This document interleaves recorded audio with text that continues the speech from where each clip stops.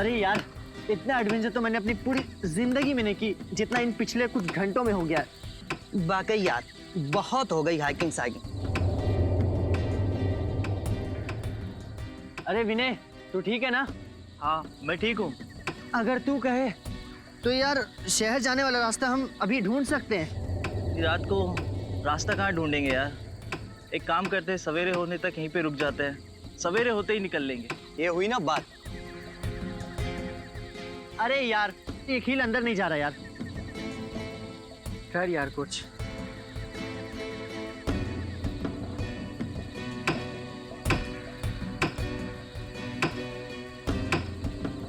मुझे लगता है नीचे पत्थर दबा हुआ है, पहले उससे निकाल लेते।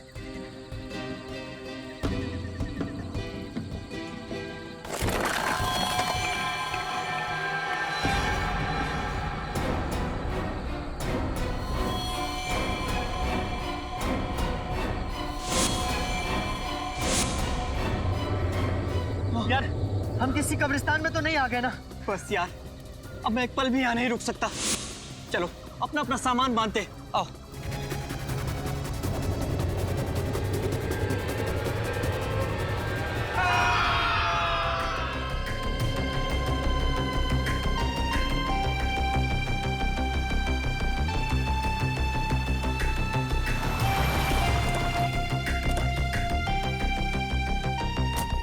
आइए सर, आइए। चलिए।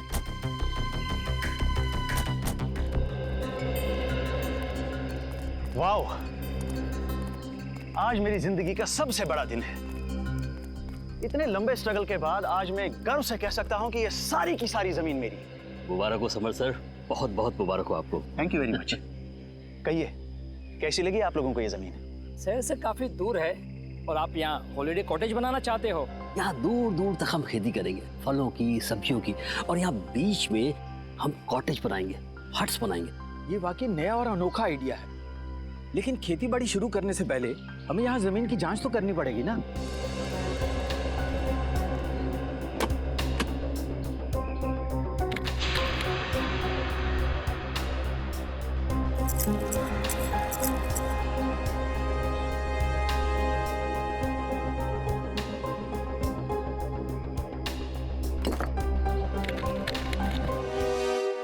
तो जसवीर, तुमने अपने 3 दोस्तों को कल शाम को यहाँ पे छोड़ा था और उसके बाद से उनका पता नहीं चल रहा है। हाँ सर, उन्होंने कहा था कि सुबह 6 बजे तक वो आ जाएंगे सर।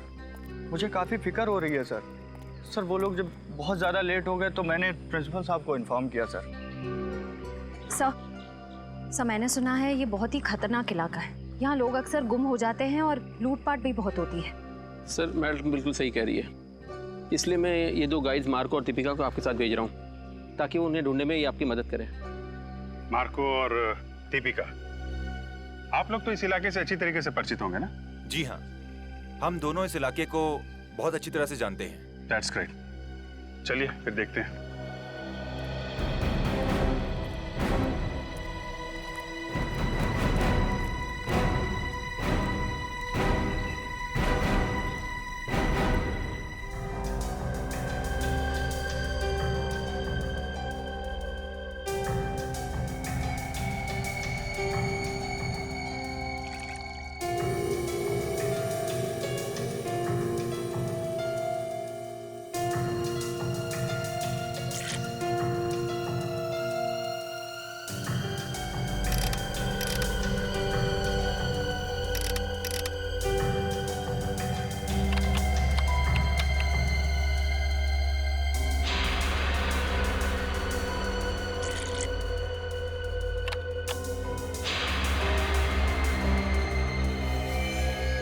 ओह नो, क्या हुआ?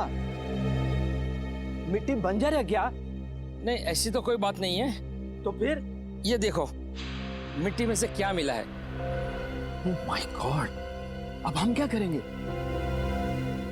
करना क्या है, सीआईडी में डॉक्टर सालुंके को फोन करते हैं। Hello doctor Salunke?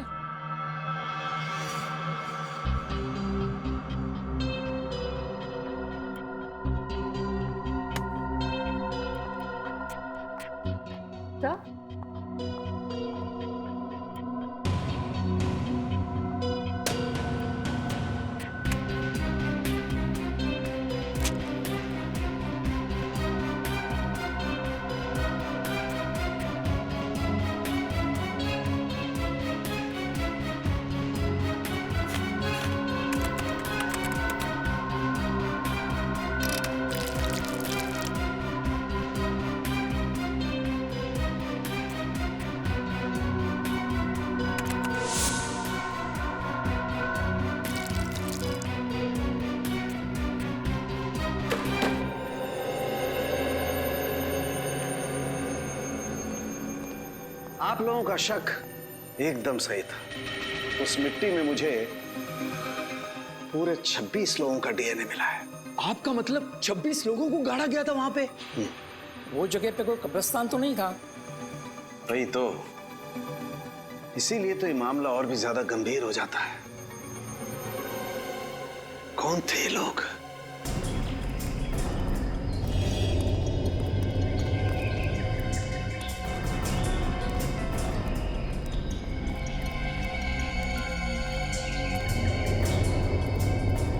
तो इधर बाईं तरफ और दाईं तरफ क्या है? बाईं तरफ खाई है और दाईं तरफ एक जमीन का टुकड़ा है।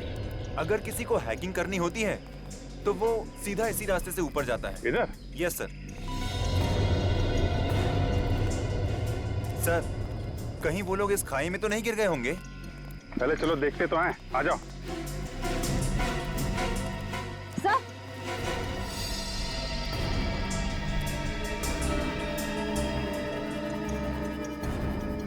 Sir ice cream.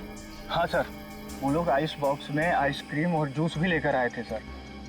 मतलब यहीं कहीं खाना वाना खाया है लोगों ने। ठीक है, ये आइसक्रीम का कप, प्लेट, मतलब यहाँ पे बैठ के उन लोगों ने खाना खाया है। यहीं कहीं आसपास टेंट वेंट लगा के आराम भी किया होगा। यहाँ आसपास कोई ऐसी जगह है जहाँ पे टेंट लगाया जा सके? यस सर, उस तरफ। चलो देखते हैं। अच्छा किया जो आप लोगों ने डॉक्टर सालुंके को तुरंत फोन कर लिया, वरना किसी को पता भी नहीं चलता कि यहाँ पर 26 लोगों की लाशें दबी हुई हैं। सर, ये लाशें किसकी हो सकती और यहाँ पे कैसे है? ये तो इस जमीन का मालिक समर्थ ही हमको बता सकता है।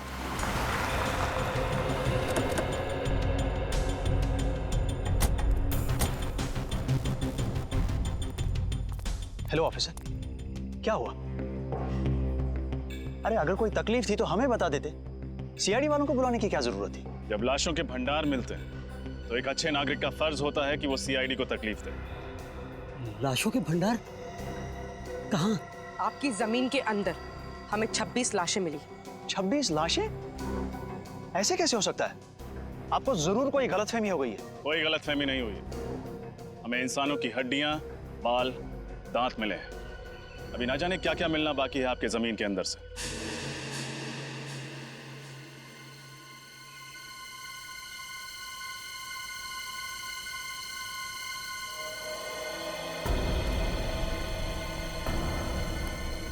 भैया यहाँ लेके आओ।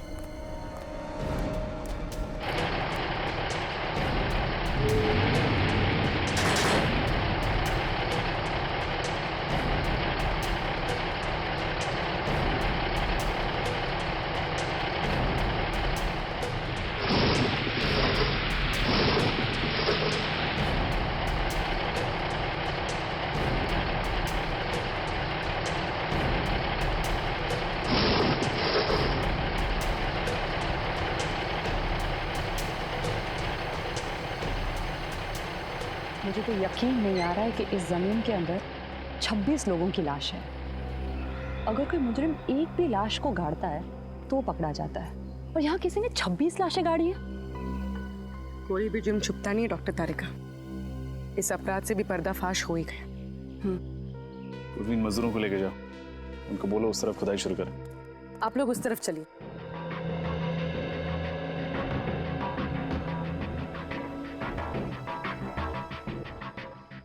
सर। हाँ बोलो। एक चीज, गलती से भी रिश्वत देने का ख्याल अपने दिमाग में मत लाना। सीआईडी के सामने तुम्हारी दाल गलने वाली नहीं है। वो बात नहीं सर, आप हमें गलत समझ रहे हैं। दरअसल क्या बात है? मैं इस जमीन का मालिक नहीं हूँ सर। तुम मालिक नहीं हो तो कौन है? पता नहीं सर। पता नहीं मतलब? मैं आपको बताता हूँ सर। दरअसल हम सुनसान और अनजान जमीन पर कब्जा कर लेते हैं, उसके बाद उस जमीन को दूसरों को बेच देते हैं, या फिर वहाँ पर मकान या दुकान बना देते हैं। What? हाँ सर, हमें नहीं मालूम था सर। इस जमीन पे कब्जा करने के बाद हमें मुनाफा के बदले जेल की सलाखें मिलेंगी सर। सर हमें बचा लीजिए सर। मुजरिम अक्सर पकड़े जाने के बाद लेखक बन जाते हैं, दिलचस्प कहानियां सुनाने लगते हैं। तुम्हारी भी अच्छी है। नहीं नहीं सर, ये कहानी नहीं है, ये सच्चाई है सर। आप ये जमीन के पेपर देख लीजिए सर। आप किसी भी अच्छे वकील को दिखा लीजिए, वो यही कहेगा कि ये नकली पेपर से। जब तुम्हारी कहानी सच्ची भी है, तुम्हें जेल तो जाना ही पड़ेगा।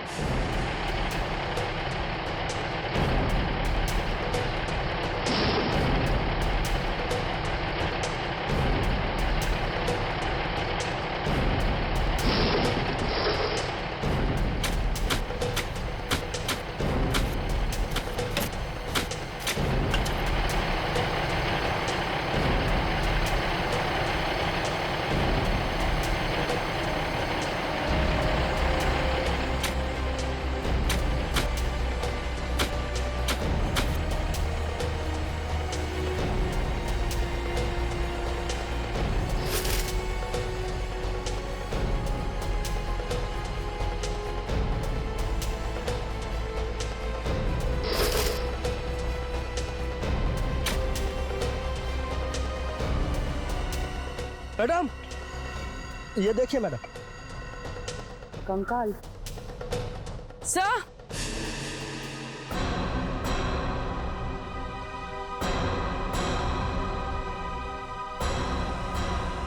उधर कुछ है? सर,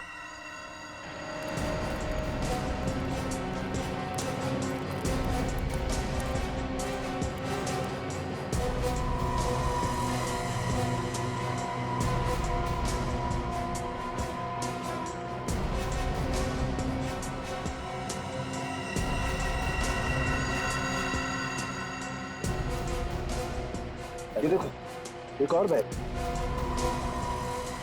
सर शायद ये लोग यात्री होंगे, लगता है इनके सामान में कोई आईडी वगैरह हो। बिल्कुल, चेक करते हैं।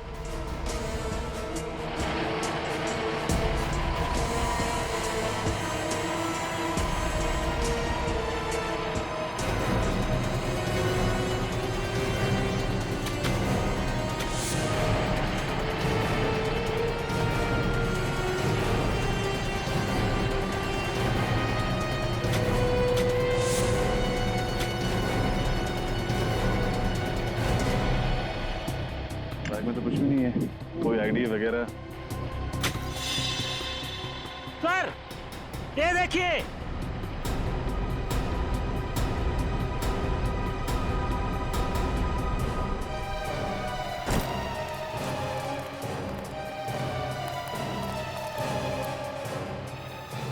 सर, ये देखिए नीम का पत्थर।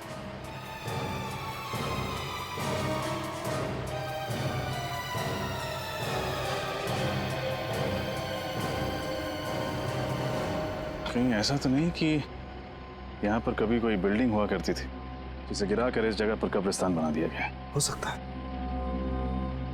पता नहीं वो कौन सी मनहूस घड़ी थी जब हमने इस जमीन पे बुरी नजर डाली, लेने के देने पड़ गए। आप दोनों हमारे साथ ब्यूरो चलेंगे, आपसे पूछताछ करनी है। जमीनों के घोटाले करने के लिए तुम दोनों को गोल्ड मेडल देना चाहिए, गोल्ड मेडल। जाने कितनी जमीनों पर गैरकानूनी कब्जा किया तुम लोगों ने, और कितने लोगों को जमीनें बेच भी दी। माफ कर दीजिए सर, गलती हो गई। अब हम ऐसी धांधलेबाजी फिर कभी नहीं करेंगे। अरे धांधलेबाजी तो तब करोगे ना जब जेल से छूटोगे। अब आइंदा हम धांधलेबाजी नहीं करेंगे। खज्जर फॉर्म्स के बारे में बताओ, किसके नाम पर है वो जमीन? बताओ जल्दी। हम सच कह रहे हैं सर, हमें कुछ भी नहीं मालूम। हम तो ऐसे ही जमीनों पे कब्जा कर लेते हैं जो लावारिस होती है। फिर भी कब्जा करने के पहले तुमने रजिस्ट्री ऑफिस से पता किया ही होगा ना कि ये जमीन किसके नाम पे? किया था, और रजिस्ट्री ऑफिस में कुछ महीने पहले आग लग गई थी, जिसकी वजह से इस जमीन के सारे डॉक्यूमेंट्स जल गए थे। हाँ सर, और जब हमें पता चला कि इस जमीन के आगे पीछे और कोई नहीं है, यहां तक कि इसके पेपर्स भी नहीं है, तो हमने तुरंत इसके ऊपर हक जमा लिया। सर, ये रही रजिस्ट्रेशन ऑफिस में लगी हुई आग की रिपोर्ट। आग लगी थी 6 जून 2003 और आग की वजह पेट्रोल।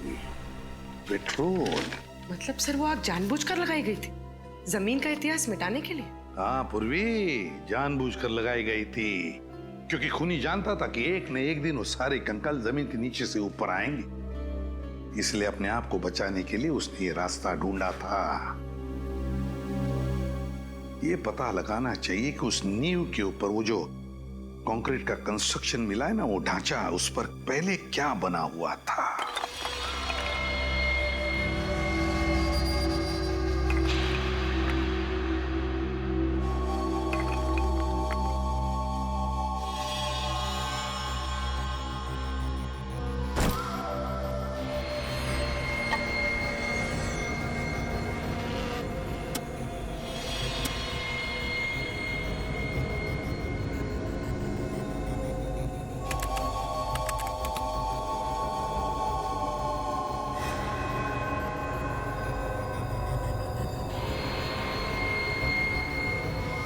ओह माय गॉड, क्या हुआ सर?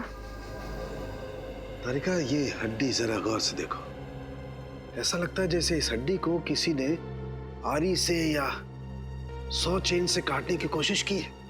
सर, मुझे तो ये खूनी बहुत बड़ा सरफिरा लगता है। कुछ लोगों के स्कल पे तो मुझे दांतों के निशान दिखे। ये देखिए, जैसे कि वो उनका सर ही चबाना चाहता हो। My God. सर, कहीं ये किसी जंगली जानवर का काम तो नहीं है? नहीं रोहन, ये किसी जंगली जानवर का काम नहीं हो सकता है, क्योंकि जानवर किसी को खाने के बाद उसे जमीन में गाड़ने की मेहनत नहीं करता। ये काम किसी इंसान का ही है। सर, अब बस ये पता चल जाए कि इन सब की मौत कब हुई थी, तब जाके हम उस खूनी तक पहुंच सकते हैं। चल जाएगा तारिका, ये भी पता चल जाएगा उस माइक्रोस्कोपिक रेडियोग्राफी के जरिए। Microscopic radiography? सॉरी सर, पर क्या है ये? कभी सुना नहीं इसके बारे में। रोहन, ये एक ऐसा प्रोसेस है जिसके जरिए हम ये पता लगा सकते हैं कि इंसान की मौत कब हुई है। और ये देखो, जिस इंसान की ये हड्डी है उसकी मौत 7 से 10 साल पहले हुई है, यानी 2003 से 2006 के बीच में इस इंसान की मौत हुई है।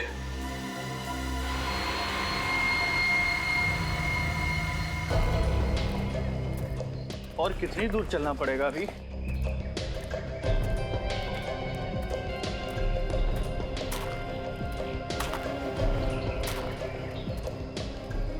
क्या बच रहा है? सर, मैंने किसी के चलने की आवाज सुनी।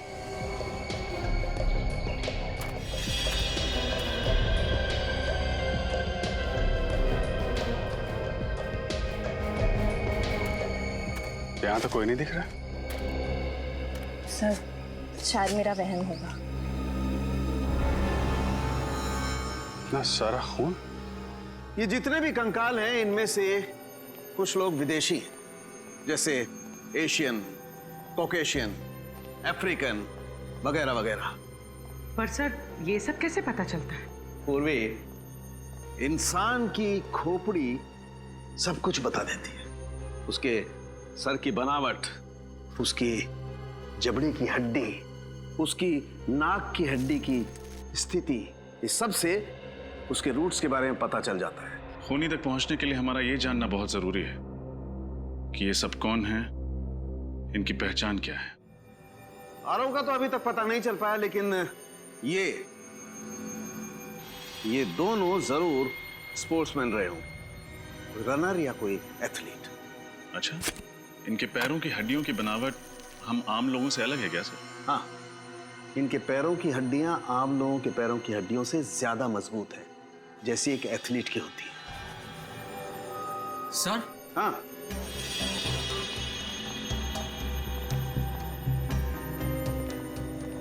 क्या हुआ? सर, इस लड़की के सामान में से ये मुझे कुछ बीज मिले हैं।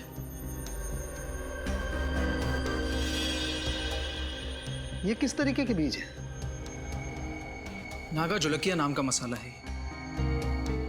ये दुनिया का सबसे तीखा मसाला है, और ये इतना तीखा मसाला है कि नॉर्मल नमक या मिर्च की तरह नहीं खाया जाता। तकरीबन हजारों लाल मिर्च की ताकत इस थोड़े से मसाले में है। नागा जोलकिया, कोई ये मसाला इस तरीके से अपने सामान में लेकर क्यों घूमेगा? कहीं ये लड़की कोई रिसर्च वगैरह तो नहीं कर रही थी? इस खून का सैंपल ले लो श्रेया। बच्चों के माँ बाप के डीएनए के साथ मैच करके देख लेंगे।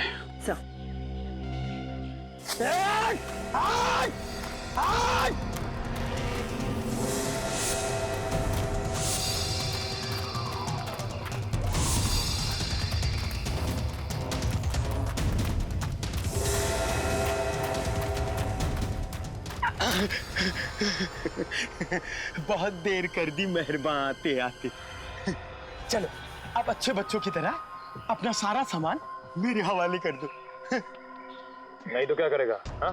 तो तुम्हारे छोटे छोटे टुकड़े करके कौन सी खाई में फेंकेंगे पता भी नहीं चलेगा किसी को। नहीं नहीं प्लीज आप ऐसा मत करिए। ये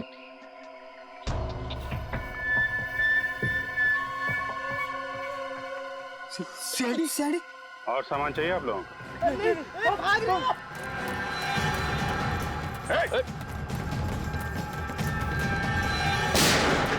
भागोगे तो गोली लग जाएगी। भागो मत। कहाँ भाग रहे थे? हमें माफ कर दो साहब। हम दोनों तो छोटे मोटे लुटेरे हैं साहब। मासूम लोगों को लूटते हो, बाद में उनको मार के फेंक देते हो। नहीं साहब, हम लुटेरे हैं, खूनी नहीं है साहब। हम लोगों ने किसी को नहीं मारा साहब। अच्छा, फिर ये 3 लड़के कहाँ हैं? क्या किया तुम लोगों ने इनके साथ? कुछ भी नहीं किया, उल्टा उन लोगों ने हम लोगों को मारा। तो उस पेड़ पे वो खून तुम्हारा है? वो खून तो इस वाले लड़के का साहब। मारपीट के दौरान थोड़ी सी चोट लगी थी साहब। किस तरफ गए वो लड़के? जेल की तरफ। जेल की तरफ। चलो दिखाओ। मैं होल्ड करता हूँ। हाँ जल्दी बोलो।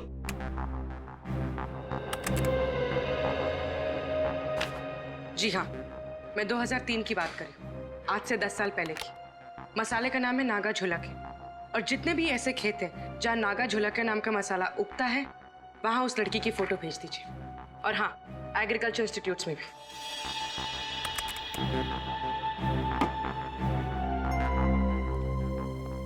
सर, हमें जिन लोगों के कंकाल मिले हैं उनके गायब होने की रिपोर्ट अभी तक नहीं मिली है, और इनमें से कुछ लोग विदेशी भी हैं।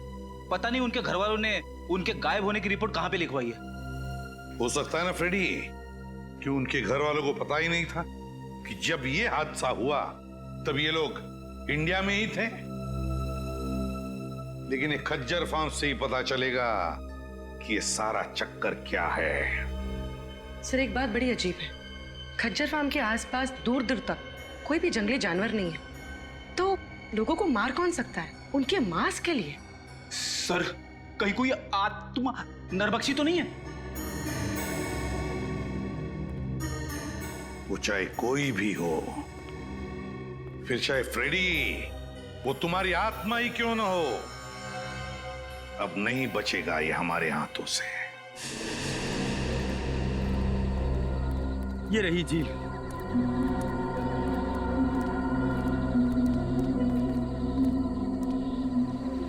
निखिल, श्रेया, झील के आसपास का एरिया अच्छी तरीके से चेक करो, देखो कुछ मिलता है क्या। साहब, हम लोग जा सकते हैं? तुम लोग जाओगे, लेकिन सीधे जेल जाओगे।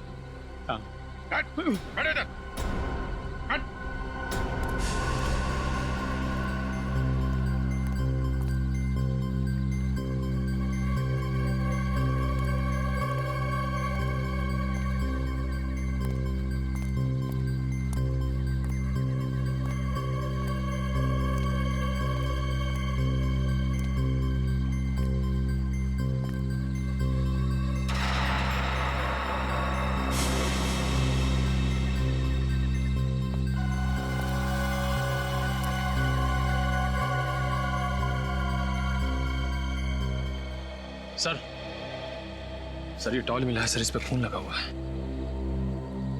जरूर ये किसी घायल लड़के का ही होगा। काफी गहरी चोट लगी है उसे। इतनी जख्मी हालत में रात कहीं ना कहीं टेंट में गुजारी होगी। वो क्या बता रही थी आप, वो टेंट वाली जगह कितनी दूर है यहाँ से? बस यही पास में है। चलिए दिखाइए जरा। चल चल। यही वो जगह है। सर ये टेंट तो मेरे दोस्तों की है सर। ये एक मिनट, ये रुकिए आप लोग।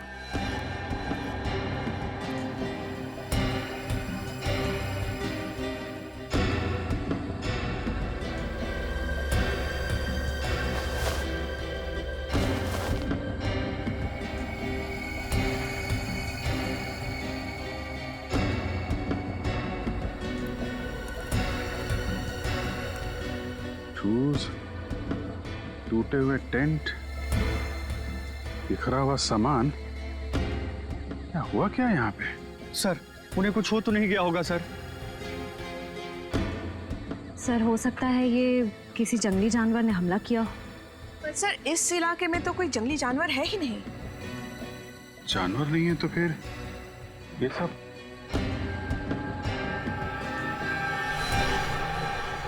ये क्या?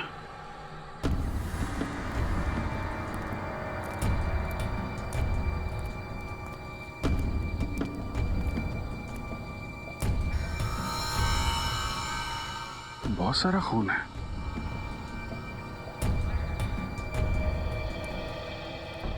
अगर इसमें तुम लोगों का जरा भी हाथ हुआ ना तो तुम लोगों का वो अंजाम होगा कि तुम लोग सोच भी नहीं सकते। श्रेया, सबको जेल में डाल दो, ले जाओ। चलो कट।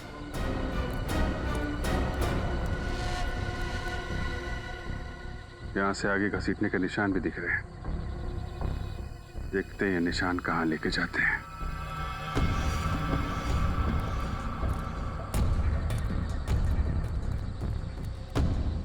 ये क्या चक्कर है?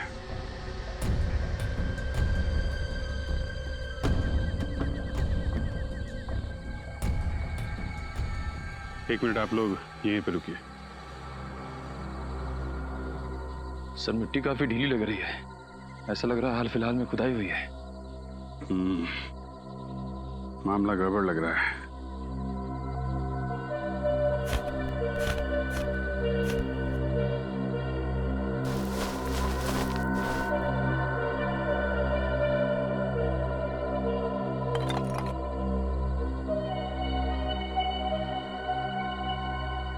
कंकाल निकल, कुछ खोदने का इंतजाम करो।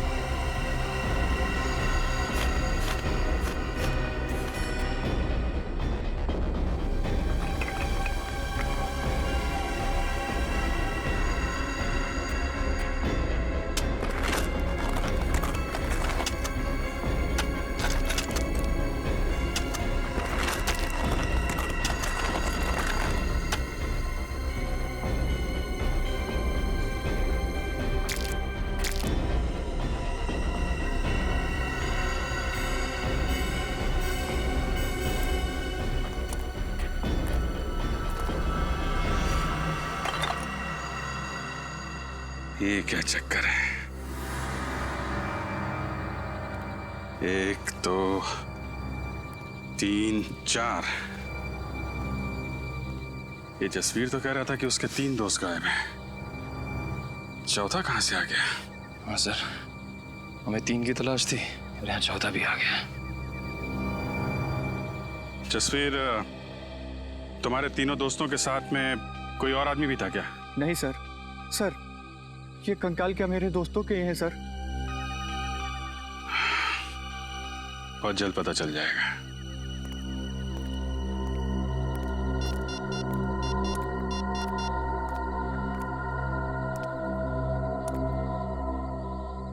तारिका जी, आपको जंगल में आना पड़ेगा।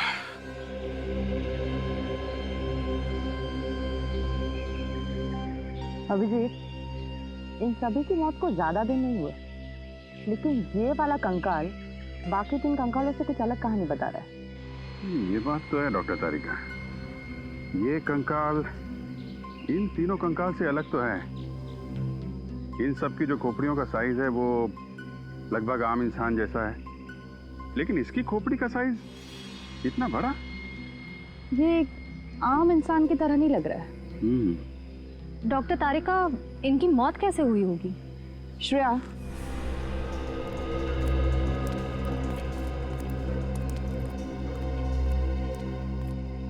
इसकी गर्दन पे और छाती पर दांतों के काटने के निशान है, पर फोरेंसिक में टेस्ट करके ही सही नतीजे पर पहुंच सकते हैं।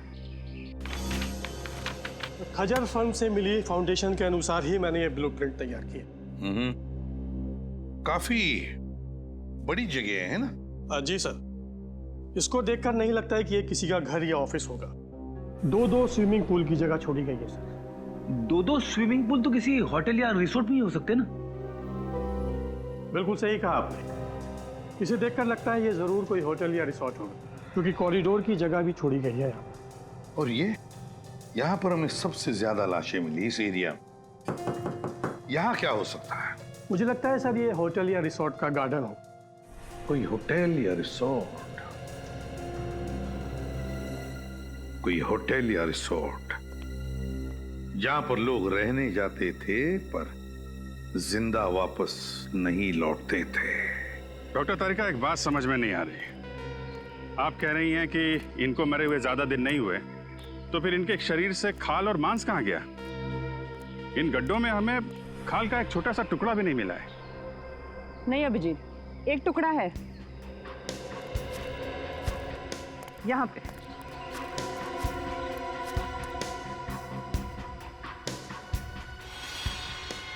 ये देखो,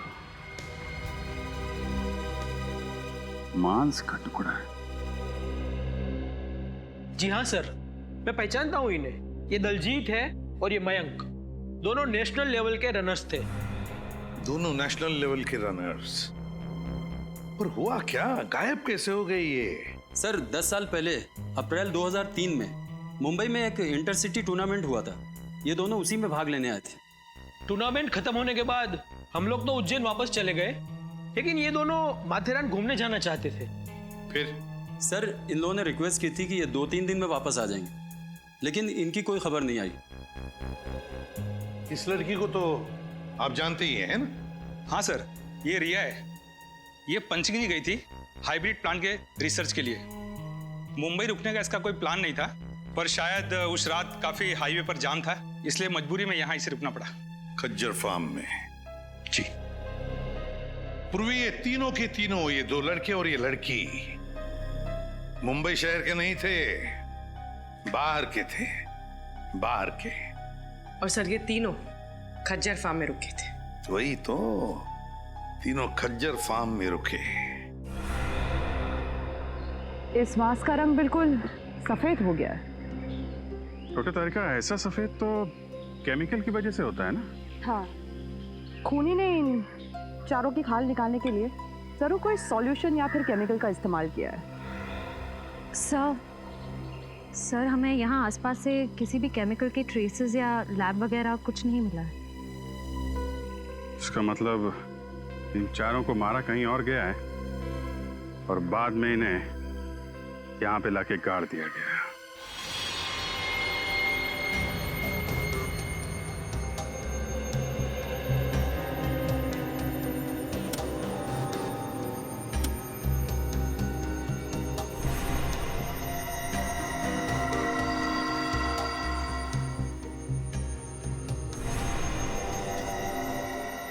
अब तक तो आप लोग इंसानों की लाश, इंसानों के कंकाल लाया करते थे, लेकिन इस बार आपने सारी हदें पार कर दी। क्यों नॉट सर, ये कंकाल भी तो इंसानों के ही हैं। हाँ हैं, वो तीनों कंकाल इंसानों के हैं, लेकिन ये चौथा कंकाल जानते हो किसका है? किसका है sir? Pavilion man. Alien man? क्या मतलब? देखो, इंसान को इंसान बनने के लिए कई स्टेजेस से गुजरना पड़ा है, ये तो सबको मालूम है। ये पेलियन मैन इंसान बनने से पहले वाली स्टेज है। अरे बाप रे, ये तो बड़ा ही खतरनाक है। हाँ फ्रेडी, ये बहुत खतरनाक भी है और बहुत ही ज्यादा शक्तिशाली भी है। इन तीनों लड़कों को उस पेलियन मैन ने मार के खाया है, मार कर खाया है अपनी भूख मिटाने के लिए। तो ये जीव नरभक्षी होते हैं, मैन ईटर्स। हाँ पूर्वी, तभी तो इनके दांत हमारी तरह नहीं होते, बिल्कुल बड़े और नुकीले होते हैं। दिखाती हूँ।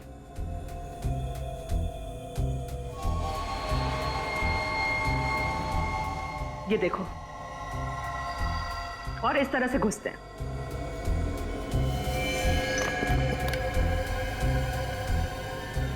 सर, हमें तो लगा था ये किसी जंगली जानवर का काम है। ऐसा भी कोई जीव हो सकता है, ये तो हमने सोचा ही नहीं था।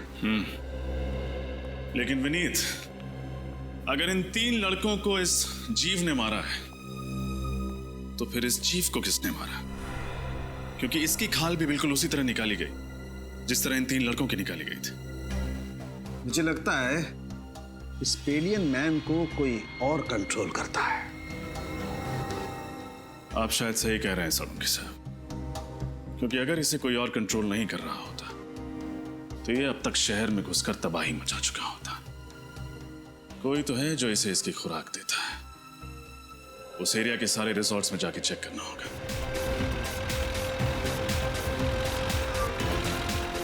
सर, ये रिसोर्ट और कितनी दूर है? बस थोड़ी देर में आ जाएगा, वो देखो।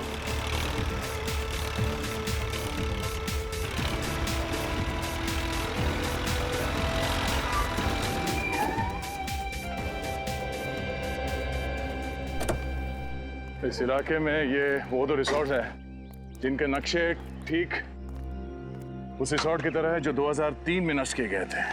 अब सर, उन तीनों लड़कों का और उस आदि मानव का कंकाल भी तो हमें आसपास के एरिया में से मिला था ना। फिर रिसोर्ट में जाने से खतरा हुआ तो? फ्रेडी, खतरा है इसीलिए तो जाना है। ये देखो, दोनों रिसोर्ट्स में खुफिया रास्ते हैं। एक रास्ता ये तहखाने की तरफ जाता है और ये दूसरा रास्ता रिसोर्ट से बाहर निकलता है। ये जो कोई भी जीव है जिसने इतना आतंक मचा रखा है, उसे इस रिसोर्ट के किसी खुफिया कोने में पाल पोस के बड़ा किया गया होगा। हाँ सर, कोई तो है जो अपने फायदे के लिए इस जीव का गलत इस्तेमाल कर रहा है और खून की नदियां बहा रहा है। एग्जैक्टली। वो जो कोई भी है, आज की रात उसकी जिंदगी की आखिरी रात होगी। काम करते हैं, मैं और सचिन ये सामने वाले रिसोर्ट में जाते हैं। फ्रेडी, तुम और निखिल यहाँ इस रिसोर्ट में जाओ। सर, मैं आपके साथ आता हूँ। नहीं, निखिल की रक्षा के लिए तुम्हें इसके साथ जाना पड़ेगा। चलें सर? चलो, डरना नहीं, मैं हूं ना।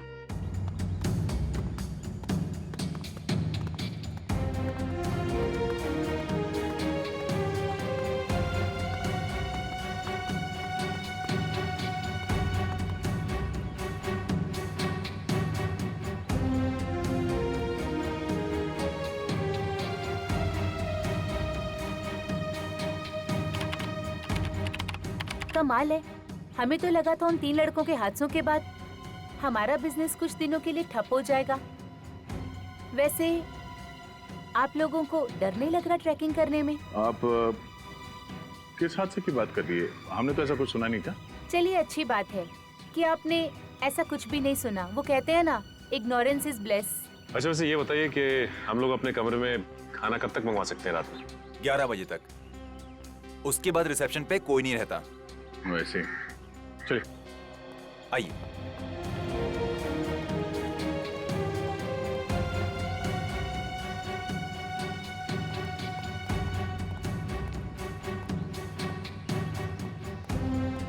सर, मुझे इनके तौर तरीके यहाँ कुछ ठीक नहीं लग रहे। तू फिक्र मत कर निखिल, दया सर ने भेजा है मुझे तेरी रक्षा करने के लिए।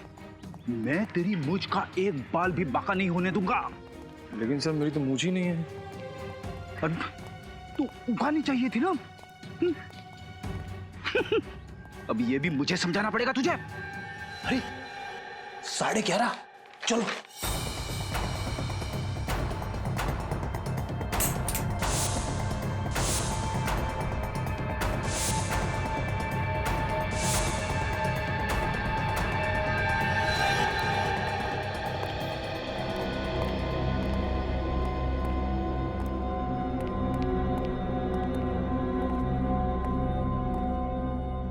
ये दरवाजा तो कॉरिडोर पे खुलता है, नीचे चलते हैं।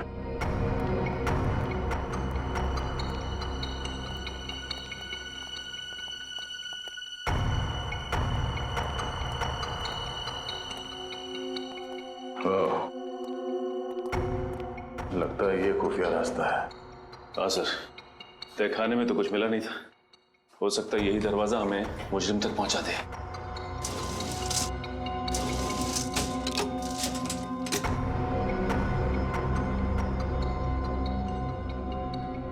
ये तो दरवाजे पे बुरी तरह से जंग लगी हुई है। ऐसा लगता है दरवाजा काफी साल से खुला ही नहीं है, किसी ने हाथ तक नहीं लगाया इसे। ये दरवाजा। आप लोग यहाँ क्या कर रहे हैं? हाँ वो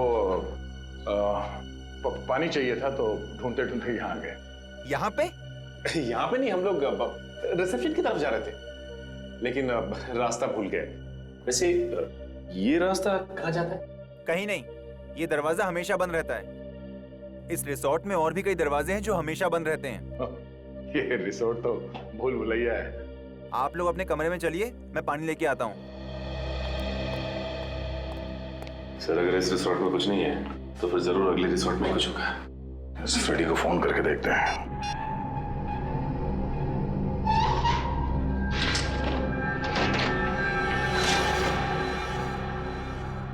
अरे बाप रे, कितना अंधेरा है यहाँ पे।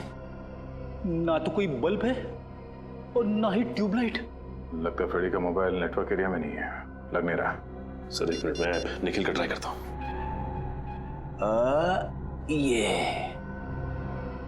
यहाँ पे दरवाजा है। नहीं लग रहा सर। एक काम करते हैं, वहीं चल के देखते हैं।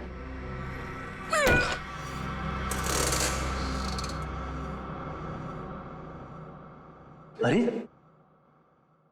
एक और खुफिया दरवाजा। हाँ सर।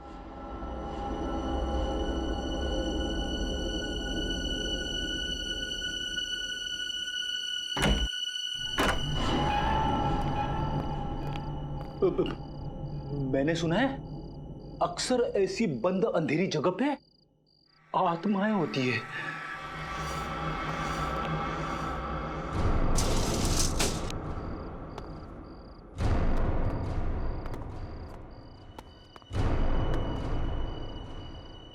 इतना सारा खून, खूनी आत्मा। सर खूनी आत्मा नहीं, नरबख्शी जीव। सर उन मुजरिमों ने उस नरबख्शी जीव को यहीं छुपा रखा है और अपने गुनाहों को अंजाम दे रहे हैं। ये चाकू, ये हड्डियां, ये खून, सर मुझे पूरा यकीन है वो नरबख्शी जीव यहीं पे है सर, यहीं पे। मगर है कौन वो जिसने इस नरभक्षी जीव को पाल के रखा है? उसे जरा भी डर नहीं लगा कि अगर इस नरभक्षी जीव ने उसे ही खा लिया तो? ये क्या है सर? रिसोर्ट के नक्शे के हिसाब से रिसोर्ट से बाहर जाने का ये खुफिया रास्ता है। सर दरवाजा तो खुला हुआ है। हाँ।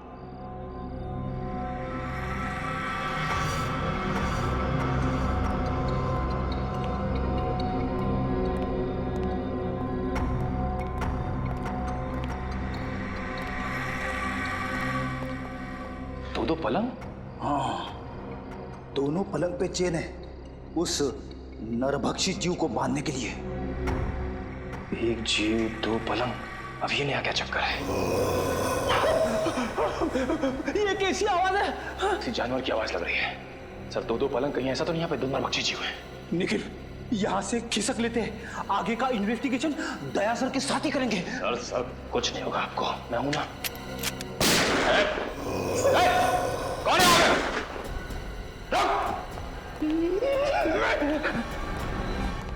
ये गेट खुला है। सर फिर तो फ्रेडी और निखिल इधर ही गए होंगे। हाँ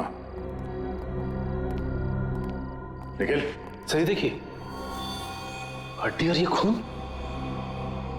ओह नो।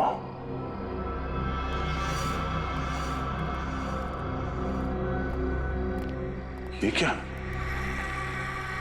इसका मतलब है दो नरभक्षी जीव। लेकिन सर एक की तो मौत हो गई थी।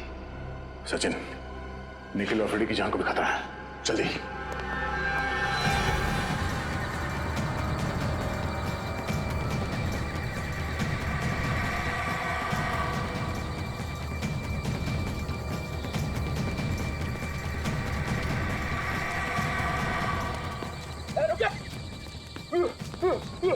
भागना मत, वरना गोली चला दूंगा। रुक।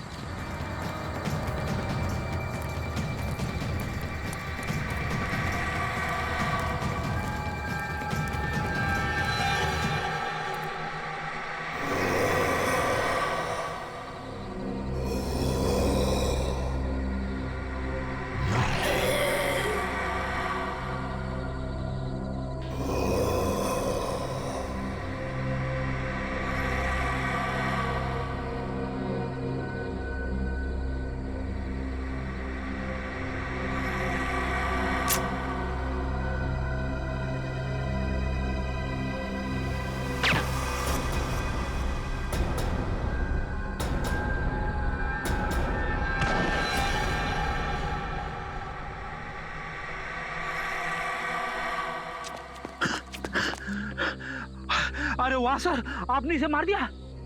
नहीं फ्रेडी, सिर्फ डांट से बेहोश किया इसे।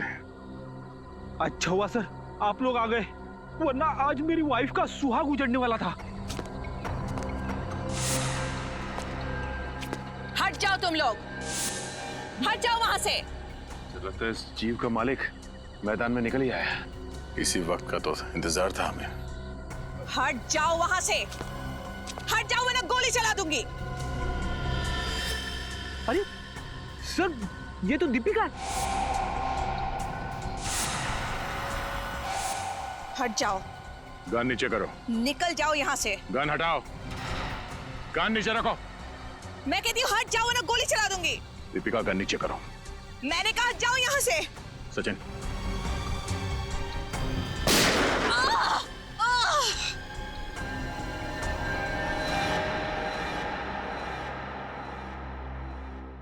मेरे पिताजी एक एंथ्रोपोलॉजिस्ट थे, मानव वैज्ञानी। बहुत साल पहले वो मंटोनियो नाम के एक छोटे से टापू में गए थे, जहां से वो दो ऐसे जीव लेके आए जो ना तो इंसान थे और ना ही जानवर। उन्हें देखकर ऐसा लगता था जैसे वो इंसानों से एक स्टेज पीछे हैं। एक मिनट। तुम्हारे पिताजी उन लोगों को यहाँ इंडिया में कैसे लेके आए? ये तो गैर कानूनी है ना? जी, स्मगल करके, गैर कानूनी तरीके से। तो जैसे जैसे वक्त बीतता गया उनके साथ मेरा लगाव बहुत बढ़ गया। पर मेरा यकीन मानिए सर, मैं बिल्कुल नहीं जानती थी कि जैसे जैसे वो बड़े होते जाएंगे वो नरभक्षी बन जाएंगे, मैन ईटर्स। और इसीलिए तुमने उनकी इंसानी मांस खाने की भूख को मिटाने के लिए रिसोर्ट में जितने भी लोग आते थे उनका शिकार करना शुरू कर दिया। तो मैं और क्या करती? मुझे डर था कि कहीं एक दिन उन्हें अपना खुराक ना मिले तो शायद वो मुझे ही अपना शिकार बना लेंगे।